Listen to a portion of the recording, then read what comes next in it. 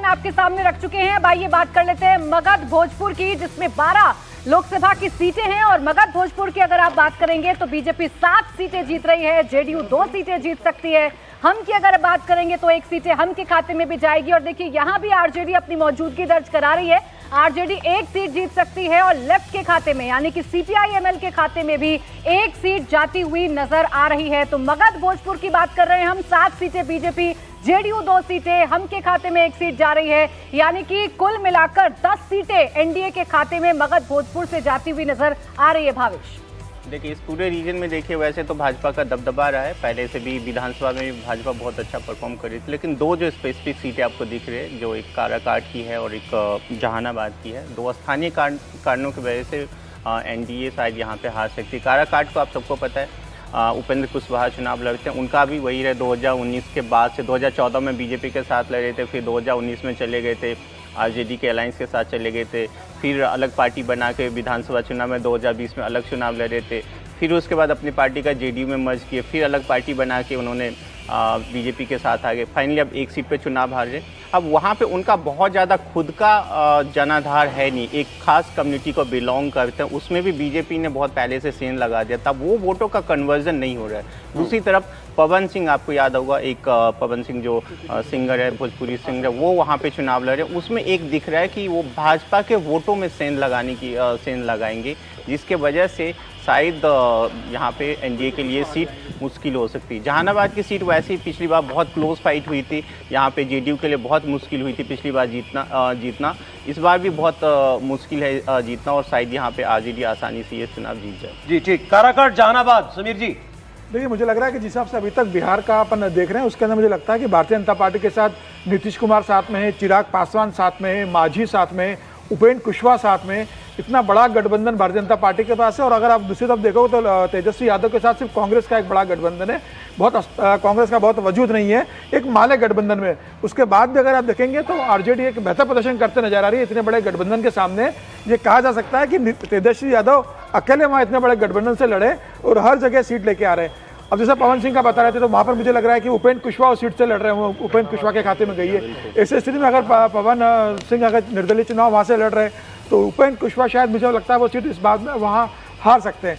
तो आरजेडी का प्रदर्शन मुझे लग रहा है बिहार में एक बेहतर प्रदर्शन हो रहा है। हालांकि इसमें कोई दो राय नहीं कि भारतीय जनता पार्टी नीतीश कुमार और चिराग पासवान और मांझी के साथ मिलकर ज़्यादा सीट जीत रहे हैं, लेकिन आरजेडी को ये कहा जा सकता है कि उसने बहुत अच्छी फाइट दी है। तो 3 से 4 सीटें मुझे लग रहा है इस समय जीतती हुई दिख रही है। अब ओवरऑल में सर हम बताएंगे कितनी सीट जीती अभी, लेकिन जहानाबाद के नजदीक के निकले प्रोफेसर साहब। हाँ, मैं जहानाबाद के लिए कह सकता हूँ कि ये सीट थोड़ा जेडीयू के लिए इतना आसान नहीं है इस बार थोड़ा सा वहाँ पर संघर्ष। सर्वे कह रहा है आरजेडी जा रही है। हाँ, मैंने ऐसा लग रहा था कि शुरू में 1-8 लाख का मार्जिन जीत और हार का हो जाएगा, लेकिन मुझे लगता है ये चीज़ें फिर से रिकवर करने की कोशिश दिशा में है जेडीयू। लेकिन मामला बहुत टफ है, जहानाबाद इतना आसान नहीं है भारतीय जनता पार्टी गठबंधन के लिए इस बार।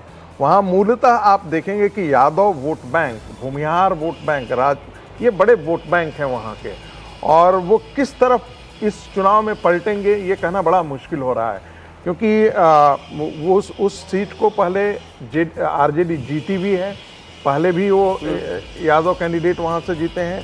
अभी जो चंद्रवंशी जी हैं वो उनको हम लोग ना हार्मलेस क्रिएचर की तरह, बड़े सीधे सज्जन सरल व्यक्ति हैं, बड़े पॉलराइज करने वाले लोग व्यक्ति नहीं हैं। और इस सीट पर भारतीय जनता पार्टी का दबाव था कि आप इस सीटों को थोड़ा सा इसमें परिवर्तन कीजिए, लेकिन शायद गठबंधन के कारण नहीं। लेकिन अगर एनडीए की टैली 30 के ऊपर जाती है, अभी मैंने 4 रीजन दिखाए हैं और चारों रीजन में लीड एनडीए कर रहा है, तो बहुत मुमकिन दिखाई दे रहा है कि 30 के ऊपर तो जाएगी। ये क्या बिना यादव वोटर के मुमकिन है? देखिए, बिना यादव, यदि यादव वोटर नहीं होता तो भारतीय जनता पार्टी को जो उत्तर बिहार में जो सफलता मिल रही है वो नहीं मिल रही है। दूसरी बात, देखिए कोई किसी कम्युनिटी का जब हम कहते हैं ना कि पूरा वोट शिफ्ट करता है, तो आप मान करके चलिए 60% से के आसपास का वोट हम मान करके चलते हैं। ऐसा नहीं है कि सारे के सारे ब्राह्मण जो है वो भारतीय जनता पार्टी को एक मुफ्त वोट दे देते हैं और बाकी पार्टियों को नहीं देते हैं। आपने वो थ्योरी समझाई थी एक दिन कहानी गुरसिकी में कि भाई जिसको हम कहते हैं एन मास वोटिंग, वो दरअसल 60% 60 से 70% के बीच जो होता है वही वोटिंग है। तो ऐसी स्थिति में मुझे लगता है कि जो उत्तर बिहार की जो आप तस्वीर अच्छी देख रहे हैं, उसमें बहुत बड़ा जो है योगदान जो है वो यादव वोटों का भी है। आप उजियारपुर कंस्टिट्यूएंसी को आप देख लीजिए, जहाँ से नित्यानंद राय रह रहे हैं, तो नित्यानंद राय के आने के कारण जो यादव वोट है वो लालू प्रसाद यादव के वोट बैंक को काट रहा है, पूरी तरीके से काट। एक समय नित्यानंद राय बिहार की राजनीति में मुख्यमंत्री के कैंडिडेट होते थे और वो दोनों में छिप जाते थे। राय होने के कारण कोई उन्हें समझता था कि ये भूमियार हैं, और वैसे वो यादव परिवार से आते हैं, दबंग नेतृत्व उनका रहा है वहाँ पर। तो ये कुल मिला जुला असर आपको देखने को मिलेगा। कोई ऐसा नहीं है कि यादव वोट जो है वो पहले जो लालू के साथ जाता था वो भारतीय जनता पार्टी को नहीं है। यदि ऐसा होता तो जो है वो रामकृपाल यादव कैसे पटना में जीत जा रहे हैं, और वो भी लालू प्रसाद यादव की बेटी को हरा करके जीत रहे हैं। फिर आप देखेंगे आज के दिन में आप कहेंगे कि पप्पू यादव जो है जहां से लड़ रहे हैं चुनाव, तो वहां पर कंटेस्ट किसके बीच में हो रहा है? सारण में कंटेस्ट किसके बीच में हो रहा है? पप्पू यादव यादवों के ही वोट को काट रहे हैं, वहां पर भारतीय जनता पार्टी के लिए निकलना आसान हो जाएगा रास्ता। ये सीटें दिखा देती हूँ, उसके बाद इस चर्चा को आगे बढ़ाएंगे कि आखिर सीट वाइज कैसे बिहार में जो समीकरण है वो बन रहे हैं। 40 सीटें हैं और एक एक सीट पर कौन सी पार्टी जीत सकती है, आइए आपको बताते हैं। देखिए, शुरुआत करते हैं वाल्मीकि नगर से, तो यहाँ जेडीयू जीत सकती है। पश्चिम चंपारण में बीजेपी, पूर्वी चंपारण में BJP, Sheohar JDU, Sitamarhi JDU, Madhubani BJP, Jhanjharpur JDU, Supaul JDU, Araria BJP, Kishanganj की सीट कांग्रेस एक बार फिर जीत सकती है। उसी के साथ कटिहार की सीट कांग्रेस जीत सकती है, एक सीट में इजाफा कर रही है। पूर्णिया से जेडीयू, मधेपुरा से जेडीयू, दरभंगा बीजेपी, मुजफ्फरपुर से बीजेपी, वैशाली से आरजेडी, गोपालगंज से जेडीयू, सिवान की सीट आरजेडी जीत सकती है, महाराजगंज की सीट बीजेपी, सारण की जो सीट है, देखिए ये समझिए आप, सारण की सीट भी बीजेपी जीत रही है, यानी कि लालू प्रसाद यादव की जो बेटी हैं वो यहां से हारती हुई नजर आ रही हैं। हाजीपुर की सीट एलजेपीआर यहां से जीत रही है, Ujiarpur BJP, Samastipur LJPR, Begusarai BJP, Khagaria LJPR, Bhagalpur में JDU, Banka JDU, Munger JDU, Nalanda JDU, Patna Sahib BJP, Pataliputra BJP, Ara BJP, Buxar BJP, यानी कि देखिए आप देखेंगे तो एक बार फिर मीसा भारती हार रही हैं। बक्सर से बीजेपी, सासाराम से बीजेपी, काराकाट से सीपीआई-एमएल, जी उपेंद्र कुशवाहा वहां से लड़ रहे हैं। मुझे नहीं लगता है कि सीपीआई-एमएल वहां से जीत रही है। मैं इसलिए कह रहा हूं नहीं जीत रहा, मुझे ऐसा लगता है, वैसे इनका सर्वे है, लेकिन मैं इसलिए कह रहा हूं कि वो एक एरिया समय था जब सीपीआई-एमएल का बड़ा वर्चस्व, पीपल फ्रंट वहां पर काम कर रहा था।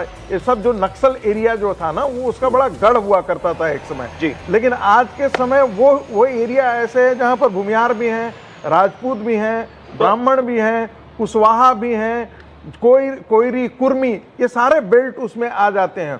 और ये एक ऐसा सोशल कोलिशन है जो एक मुश्त जो है वो जेडीयू और ये कुशवाहा जी के लिए वोट करेगा, उसमें कोई दो राय नहीं है। मतलब ये एक ऐसे कम्युनिटीज हैं जो कोई भी व्यक्ति को वहां पर दे देता तो वो भारतीय जनता पार्टी और नरेंद्र मोदी के लिए ही वोट करेंगे। आपको लग रहा है काराकाट भी आएगी एनडीए के पास? चलिए अब एक ओवरऑल बिहार का ओवरऑल आपको टैली तो बता दें हम। 40 सीटों में बीजेपी 17, जेडीयू 12। समझिए जरा, बीजेपी 17 सीट लड़ी, 17 सीट जीतेगी। ये 100% strike rate Bharatiya Janata party का बिहार के अंदर होने जा रहा है, ये हमारा सर्वे बता रहा है। जेडीयू 17 लड़कर 12 सीटें जीत सकती है, यानी उसको 5 सीटों का नुकसान यहां पर हो रहा है। एलजेपी रामविलास पार्टी 3 सीट जीत रही है, हम पार्टी 1, यानी एनडीए कुल मिलाकर पहुंच रहा है 33 पर। 2019 में 39 पर था, तो 6 सीटों का नुकसान एनडीए को 2019 की तुलना में, लेकिन तब भी बहुत शानदार प्रदर्शन।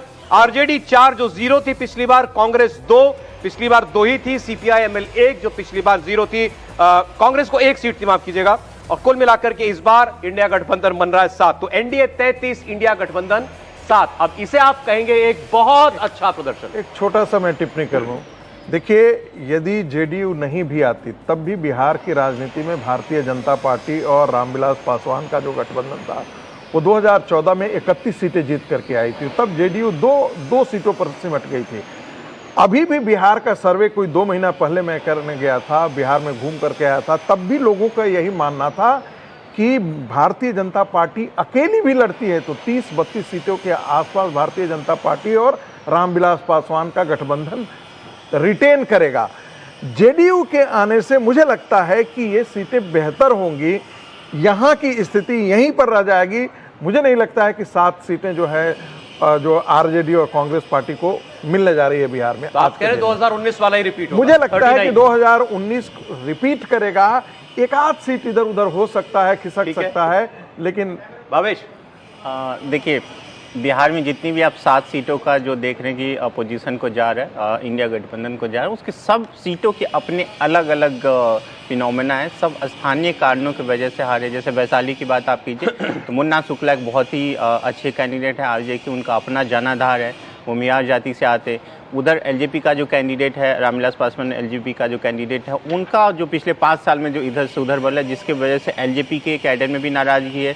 जेडीयू, एक जो बड़ी बात जो मैं शुरुआत में नहीं बोलना चाहता था क्योंकि पूरी सर्वे का मैं वेट कर रहा था, शायद मैं पहली बार इस चीज़ को कह रहा हूँ।